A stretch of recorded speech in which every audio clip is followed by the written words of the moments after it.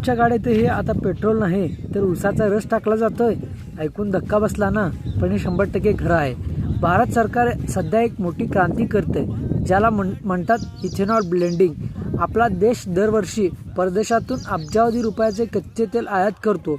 हा पैसा वाचवण्यासाठी आणि देशातील प्रदूषण कमी करण्यासाठी सरकारने आता पेट्रोलमध्ये 20% इथेनॉल E20 मिक्स करायला सुरुवात केली आहे.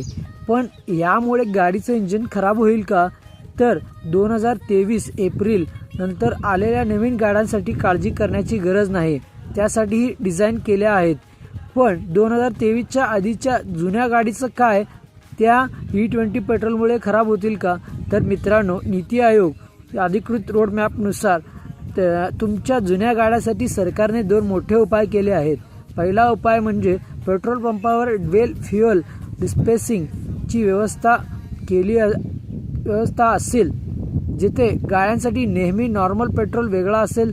आणि दुसरा म्हणजे कंपन्या लवकरच रिट्रोफिटमेंट किट्स आणणार आहेत, ज्यापासून जुन्या गाड्याही E20वर धावू शकतील.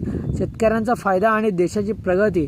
भारताच्या या इंधन क्रांतीबद्दल तुम्हाला काय वाटतं? कमेंट्समध्ये नक्की सांगा. अशाच खात्रीशीर माहितीसाठी चॅनलला सबस्क्राईब करा, कारण म्हणूनच आता भारतात